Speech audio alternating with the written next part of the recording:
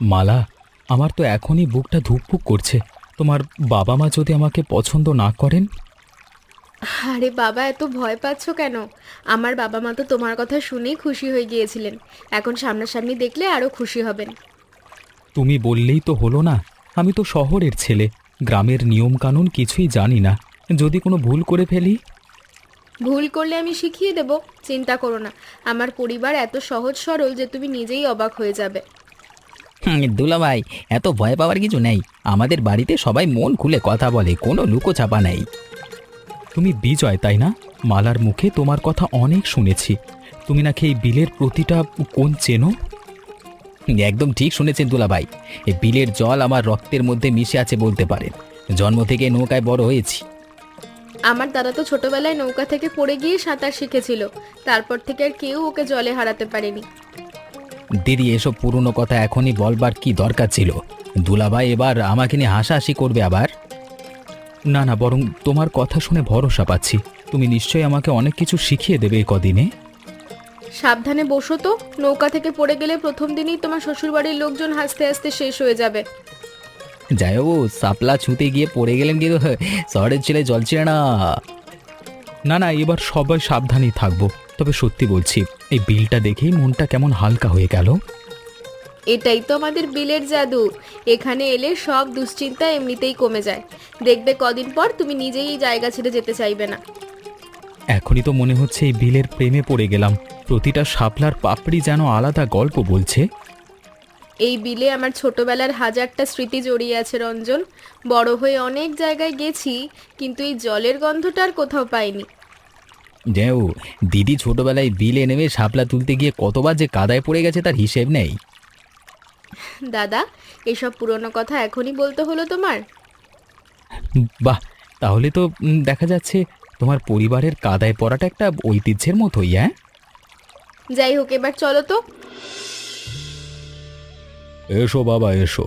কতদিন ধরে অপেক্ষা করছিলাম তোমাকে দেখবার জন্য। কেমন আছেন আপনারা? আমরা তো ভালোই আছি বাবা। তোমাকে দেখে তো চোখটা জুড়িয়ে গেল। আয় ভেতরে আয়, পথে নিশ্চয়ই ক্লান্ত হয়ে গেছিস। বাবা, তোমার কথা মালা চিঠিতে যা লিখতো তার চেয়েও ভালো মানুষ মনে হচ্ছে তোমাকে দেখে। আপনারা এত আন্তরিকভাবে গ্রহণ করেছেন দেখে সব ভয়ই কেটে যাচ্ছে কাকাবাবু। ভয় পাওয়ার কি আছে বাবা? তুমি তো আজ থেকে আমাদেরই ছেলে। চলো ভেতরে গিয়ে বসো, আমি একটু মিষ্টি জল আনি। মা, রঞ্জন সারা পথ নৌকায় বসে কত ভয় পাচ্ছিল জানো? আমি হাজারবার বোঝালাম, তবুও নার্ভাসনেস কমেনি। ভয় পাওয়ারই বা কি দরকার বাবা? আমরা তো তোমাকে নিজের ছেলের মতোই দেখব। আসলে অচেনা জায়গার কথা ভেবেই এত ভয় পাচ্ছিলাম। এখানে এসে দেখি সবকিছু কত আপন লাগছে। এটাই তো হওয়ার কথা বাবা। নতুন সম্পর্কেও আপনজনের মতো টান থাকলে ভয় থাকে না। মা, রুমা তো লজ্জায় ভেতরে লুকিয়ে আছে দেখছি। থাক না, একটু পরে নিজে থেকেই বেরিয়ে আসবে। মেয়েটা এমনিতেই একটু লাজুক।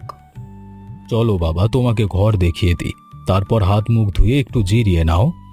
আপনাদের বাড়িটা দেখেই মনটা কেমন শান্ত হয়ে গেল। এত সুন্দর গোছানো উঠান, চারিদিকের সবুজ গাছপালা। এ বাড়িটা আমার বাবার হাতে তৈরি বাবা।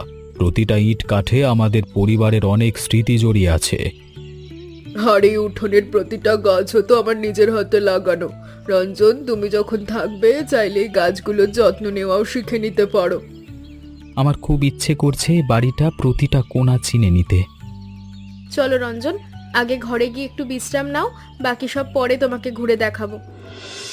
যেও, এই জালটা এভাবে ধরুন, তারপর একটা ঝাঁকুনি দিয়ে ছুঁড়ে দিন জলে। এই প্রথম জাল ফেলছি, ঠিকমতো পারবো কিনা জানি না। চেষ্টা করুন, প্রথমবারই সবাই একটু আনাড়ি হয়। আমিও তো একদিন শিখেছিলাম এভাবেই। তুমি কবে জাল ফেলা শিখেছো? মনে হচ্ছে তোমার হাতে জালটা যেন নিজে থেকেই ঠিক জায়গায় পড়ে গিয়ে পড়ে। বাবার হাত ধরে ছোটবেলা থেকে শিখেছি দুলা ভাই। এই বিলের সাথে আমাদের সম্পর্কটা প্রায় পরিবারের মতোই। হ্যাঁ জামাইবাবু, জালটা তো মাছ ধরবার আগে নিজেই জলে চলে গেল। আপনার হাত দেখি জালের চেয়ে বেশি পিছল। হ্যাঁ, ধুর, প্রথমবার তো একটু তো ভুল হবেই। তুমি হাসছো কেন এত? হ্যাঁ রাগ করো না, আমিও প্রথমবার এমনই করেছিলাম। বাবা তখন আমাকে নিয়ে সারা গ্রামে হাসাহাসি করেছিলেন। তাহলে তো ভালোই হলো, আমরা দুজনেই এই বিলে একই রকম বোকামি করছি। হ্যাঁ, তো চলুন জালটা তুলে আবার চেষ্টা করি, এবার দেখবেন ঠিক মাছ ধরা পড়বে। আচ্ছা, এবার তুমি হাত ধরে শিখিয়ে দাও, আমি একটু মন দিয়ে দেখি কিভাবে ঠিক করতে হয়। দেখো দেখো বিজয়, মাছ ধরা পড়েছে। এই প্রথম আমি নিজের হাতে মাছ ধরলাম। বাহ জামাইবাবু, শিখতে দেরি করলেন না তো। আজকে রাতে মাছ দিয়েই আপনার সম্মানে একটা বিশেষ পদ রান্না হবে। এই আনন্দটা শহরে বসে কখনো পাওয়া যায় না বিজয়। নিজের হাতে কিছু উপার্জন করবার এই সুখটাই আলাদা। শহরের জীবন তো অন্যরকম, ওখানে সব কিছু হাতের কাছে পাওয়া যায়, কিন্তু এখানে প্রতিটা জিনিসের জন্যই একটু পরিশ্রম করতে হয়, আর সেই পরিশ্রমের সুখটাই আলাদা। ঠিক বলেছ, আজকে প্রথমবার মনে হলো নিজের হাতে কিছু জোগাড় করবার মধ্যেও কত আনন্দ লুকিয়ে থাকতে পারে। চলুন এবার আরও কিছুক্ষণ চেষ্টা করি, আজ রাতের রান্নার জন্য আরও দুটো মাছ পেলে মন্দ হয় না। চলো এবার আমি আগে জাল ফেলি, দেখি একা একা কেমন পারি। কিরে রুমা, সকালে জামাইবাবুকে দেখে আমার লুকিয়ে পড়লি কেন? কি যে বলিস দিদি, নতুন মানুষ দেখলে একটু লজ্জা তো লাগে। শুধু লজ্জা নাকি অন্য কিছু আছে? তোর মুখটা তো আজকাল বড় অন্যরকম দেখাচ্ছে। কিছু না দিদি, তুই খামোখা এসব ভাবছিস। আমার চোখে কিন্তু ফাঁকি দিতে পারবি না রুমা, তোর চোখে মুখে একটা কিছু লুকোনো কথা স্পষ্ট দেখা যাচ্ছে। আমি তোর দিদি, চিনব না তোকে? দিদি আসলে থাক, পরে বলবো, এখন না। আচ্ছা ঠিক আছে, তাড়াহুড়ো নেই, যখন মন চাইবে বলিস, আমি শুনতে রাজি আছি। তুই তো জানিস দিদি, আমার মনে যা থাকে সব শেষে তোকেই বলি, শুধু এখনো সময় হয়নি বলার, মনটা এখনো ঠিক গুছিয়ে উঠতে পারিনি। বেশ, তবে বেশি দিন লুকিয়ে রাখিস না, মনের ভার বাড়তে থাকলে কষ্ট হয়। আর তাছাড়া আমি তো তোর দিদি, তোর দিদি হয়ে যদি তোকে সাহায্য করতেই না পারি তাহলে কিসের দিদি? জানি দিদি, তুই সবসময় আমার পাশে আছিস, কিন্তু এই কথাটা বলতে গেলে একটু সময় লাগবে, ঠিক মতো গুছিয়ে বলতে চাই। ঠিক আছে, তুই তোর সময় নে, শুধু এইটুকু বলে রাখি, যাই হোক না কেন আমি সবসময় তোর পাশে থাকবো। জানি দিদি, তোকে পাশে পেলে যে কোনো কথা বলেই সহজ হয়ে যায়, কিছুদিনের মধ্যেই সব খুলে বলবো, কথা দিলাম। আচ্ছা একটা কথা বলতো, এই মানুষটার সাথে তোর কোথায় দেখা হলো? গ্রামের কেউ নাকি বাইরের? দিদি এত তাড়াতাড়ি সব জেনে নিতে চাইলে তো হবে না, শুধু এইটুকু বলি উনি এই গ্রামের আশেপাশেই থাকেন। বাহ, তাহলে তো ভালোই, বাবাও যদি চেনেন লোকটাকে তাহলে কথাটা বলতে সুবিধেই হবে। সেটাই তো আশা করছি দিদি, দেখি সময় এলে সাহস করে বলবো সবাইকে। কি গো নিতাই, শুনলাম আজকে জামাই এসেছে বাড়িতে, তাই তো ছুটে এলাম দেখতে। আসুন কাকা, বসুন। এই যে আমাদের রঞ্জন, মালার স্বামী। বাহ, বেশ সুন্দর ছেলে তো, শহরের ছেলে হয়েও এত বিনয়ী, ভালো লাগলো দেখে। কাকা আপনার আশীর্বাদ চাই।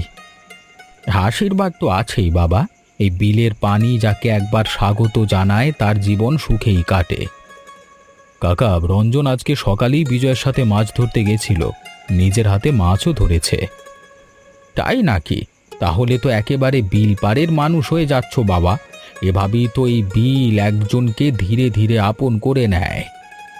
শুনতে খুব ইচ্ছে করছে কাকা, এই বিলের কোনো পুরনো গল্প যদি বলেন। এই বিলের জলে অনেক পুরনো গল্প ডুবে আছে বাবা, কিছু কিছু গল্প হারিয়ে যায়, কিছু গল্প আবার কোনো এক অদ্ভুত উপায়ে ফিরে আসে। কাকা ঠিকই বলেছেন, এই বিল অনেক কিছু নিজের বুকে আগলে রাখে। নিতাই, তোমার মুখটা আজকে হঠাৎ এমন গম্ভীর দেখাচ্ছে কেন? কিছু মনে পড়লো নাকি পুরনো দিনের? না কাকা, তেমন কিছু না, কিছু পুরনো কথা মনে পড়ে গেল হঠাৎ, এই যা। মনে পড়া তো ভালো জিনিস, পুরনো স্মৃতিগুলো তো আমাদের জীবনের সবচেয়ে দামি সম্পদ। ঠিক বলেছেন কাকা, রাত হয়ে যাচ্ছে, চলুন সবাই ভেতরে যাই, খাবার তৈরি হয়ে গেছে নিশ্চয়ই। চলো নিতাই, আজকে অনেক দিন পর তোমাদের বাড়িতে খাবার নেমন্তন্ন পেলাম, মন্দ কি? কাকা, আপনি চাইলে প্রায় আসতে পারেন, আপনার গল্প শুনতে আমার সত্যি খুব ভালো লাগছে। বাবা, এই বুড়ো মানুষটার গল্প শুনতে চাওয়ার মতো মানুষ আজকাল কমই পাওয়া যায়। তোমার সাথে তো তাহলে বন্ধুত্বই হয়ে যাবে দেখছি। চলুন কাকা, আর দেরি না করি ভেতরে গিয়ে বসি। বাবা রঞ্জন, তোমার সাথে আজকে একটু মন খুলে কথা বলতে ইচ্ছে করছে। বলুন কাকাবাবু, আমি শুনতে চাই।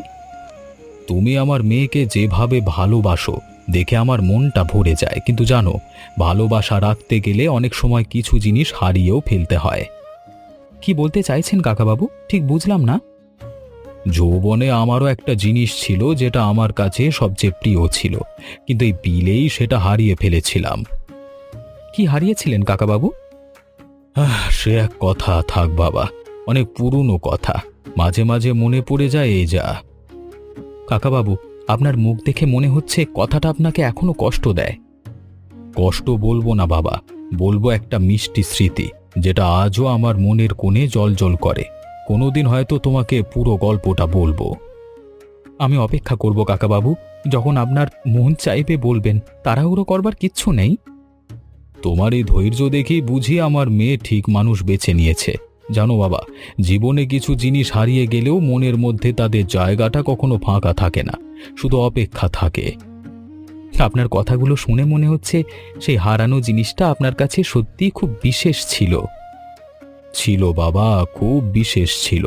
যাক, চলো এবার শুতে যাই, রাত অনেক হলো। কালকে আবার নতুন দিন, নতুন কিছু হয়তো অপেক্ষা করছে আমাদের জন্য। মালা যদি দেখে আমি নিজের হাতে শাপলা তুলে এনেছি, নিশ্চয়ই অবাক হয়ে যাবে। বিজয়, আরে ও বিজয়, এইদিকে এসো তো তাড়াতাড়ি। জেউ, এ কি অবস্থা করেছেন নিজের? কাদায় তো একদম আটকে গেছেন। হাসছো কেন? তাড়াতাড়ি টেনে তোলো তো আমাকে, পা যেন আরো ডুবে যাচ্ছে। জেউ, সাপলা তুলতে গিয়ে যে নিজে কাদা সাপ্লাই গেলেন, কে জানতা। ধুর, মালার জন্য একটু চমক দিতে গেছিলাম, উল্টে নিজেই বিপদে পড়ে গেলাম। চিন্তা নেই তুলা ভাই, সাপলাগুলো তো ঠিকই তুলেছেন দেখছি হাতে, শুধু জামা কাপড়টা বলে দিতে হলো। এই কথা যেন মালার কানে না যায় বিজয়, নইলে সারা জীবন এটা নিয়ে আমাকে খ্যাপাবে। কথা দিলাম, তবে শর্ত আছে, পরের বার মাছ ধরবার সময় আমাকে হারাতেই হবে। ঠিক আছে রাজি, তবে এখন আগে কাদা থেকে পুরোপুরি বের হই, তারপর বাকি সব শর্ত ভাবা যাবে। তোমার মতো একজন সঙ্গী পাশে থাকলে যে কোনো বিপদই সহজ হয়ে যায় বিজয়। চলুন চলুন, ওই ধারে গিয়ে আগে জল দিয়ে ধুয়ে নি, নইলে বাড়িতে গিয়ে সবার সামনে আরো লজ্জা পেতে হবে। হ্যাঁ চলো, তবে বিজয়, সত্যি বলতে এই কাদায় পড়ে যাওয়াটাও কিন্তু মজার একটা অভিজ্ঞতা হয়ে থাকলো। বিজয়, এই দেখো, কাদার নিচে একটা বাক্স পেয়েছি, কতদিনের পুরনো মনে হচ্ছে। এ কি ব্যাপার?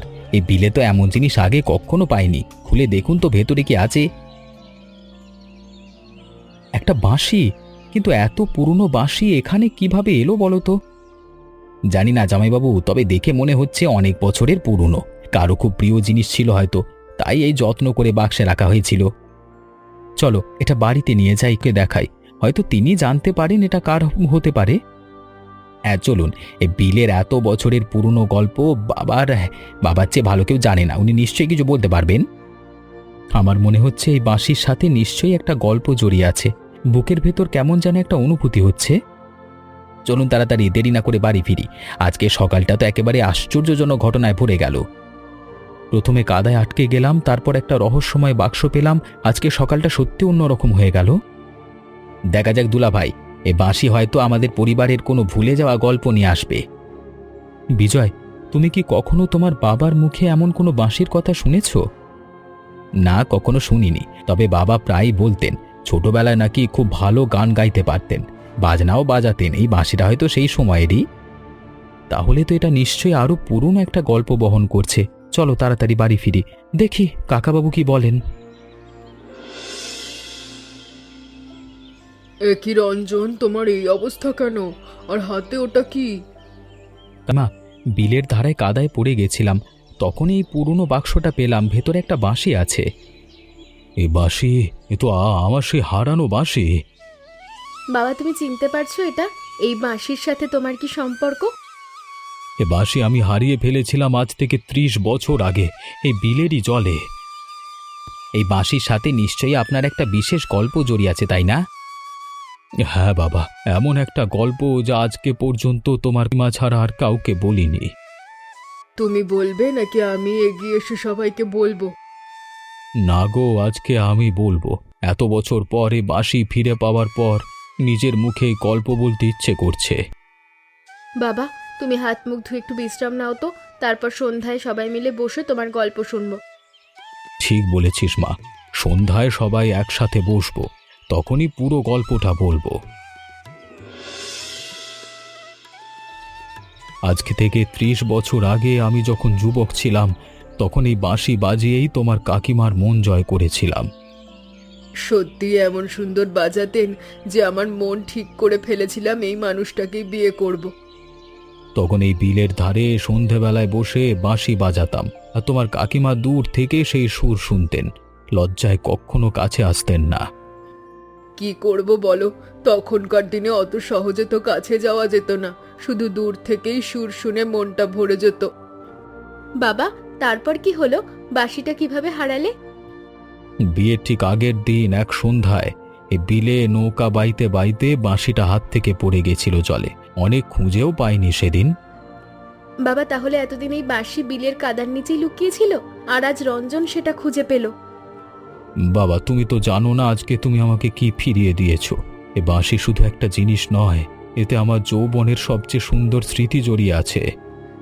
এই মুহূর্তে আপনার চোখে যে আনন্দ দেখছি তার সাক্ষী হতে পেরে আমি নিজেকে ভাগ্যবান মনে করছি। জানো বাবা, এত বছর ধরে আমি ভেবেছি এই গল্পটা শুধু আমাদের দুজনের মধ্যেই থেকে যাবে। আজ তোমাদের সবার সামনে বলতে পেরে মনটা খুব হালকা লাগছে। এত বছর ধরে ভেবেছি বাঁশিটা চিরকালের জন্য হারিয়ে গেছে, আর কোনোদিন ফিরে পাবো না।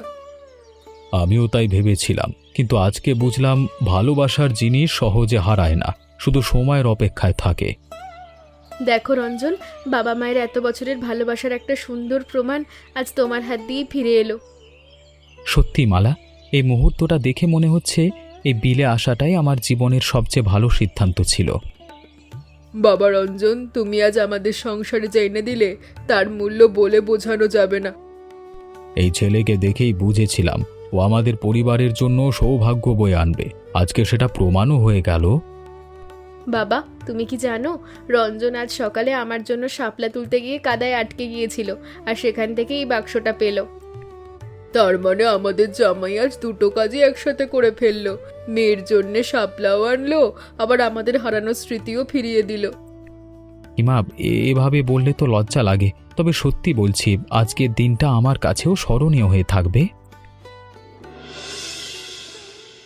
রুমা, তুই কি এখনো সেই কথাটা দিদিকে বলিসনি? না রে দাদা, ঠিক সাহস হচ্ছে না বলতে। আরে বোকা মেয়ে, তোর মনের কথা তো শুধু তোর একার সমস্যা নয়, এতে তো আমার বন্ধু সুবীরও জড়িয়ে আছে। জানি দাদা, কিন্তু কিভাবে শুরু করব বুঝতে পারছি না। কি কথা রে তোদের মধ্যে? রুমা, তুই তো বলবি বলে আমাকে আটকে রেখেছিলি। দিদি, আসলে সুবীর দাদা দাদার বন্ধু, উনি প্রায় বিল দেখতে আসেন, আর আমাদের বেশ ভালো বন্ধুত্বও হয়ে গেছে। বন্ধুত্ব বলছিস নাকি অন্য কিছু বলবি রুমা? মুখ তো লাল হয়ে যাচ্ছে। আহা রুমা, লজ্জা পাওয়ার কি আছে? তুই যে বড় হয়ে গেছিস, এ তো খুশির খবর। দিদি, তুই আর দাদা মিলে কিন্তু আমাকে খুব লজ্জা দিচ্ছিস। লজ্জা পাস না রুমা, সুবীর খুব ভালো ছেলে, বাবা ওকে চেনেন, সময় হলে সব ঠিকঠাক হয়ে যাবে। রুমা, তুই শুধু বাবাকে কথাটা বলে দিস, বাকিটা আমরা সবাই মিলে সামলে নেব। ঠিক আছে দিদি, তোদের সাহস পেয়ে এখন মনে হচ্ছে বলাটা অত কঠিন হবে না। রুমা, চিন্তা করিস না, আমিও তোর পাশে আছি, বাবাকে বোঝানোর দায়িত্ব আমার। আমরা 3 ভাই বোন একসাথে আছি যখন, তখন আর কোনো ভয় নেই রুমা। বাবা মা তো আমাদের সুখী চান সব সময়। চলো এখন ভেতরে চলো, রাতের খাবারও তৈরি হয়ে গেছে বোধহয়। বাবা, তুমি এখনো এত সুন্দর বাজাও, এই সুর শুনে মনে হচ্ছে সময়টা যেন থমকে গেছে। এই সুর আজকে ফিরে পেলাম শুধু তোমার স্বামীর জন্য মালা। এ বাঁশি যেন আমাদের পরিবারের একটা নতুন গল্পের শুরু। আমার মনে হয় এখন থেকে প্রতি বছর এই দিনে আমাদের সবার এখানে বসে এই সুর শোনা উচিত। চমৎকার প্রস্তাব বাবা, আজকে থেকে এটাই আমাদের পরিবারের নতুন রীতি হয়ে থাকুক। প্রতি বছর এই বিলের ধারে বসে বাঁশির সুর শুনবো আমরা সবাই মিলে। আর জানো বাবা, এই সুরের সাথে সাথে আমাদের পরিবারের প্রতিটা নতুন গল্প এবার থেকে এখানেই জন্ম নেবে। ঠিক বলেছ মা, আজকের এই রাতটা সত্যিই আমাদের জীবনের সবচেয়ে সুন্দর একটা স্মৃতি হয়ে থাকবে।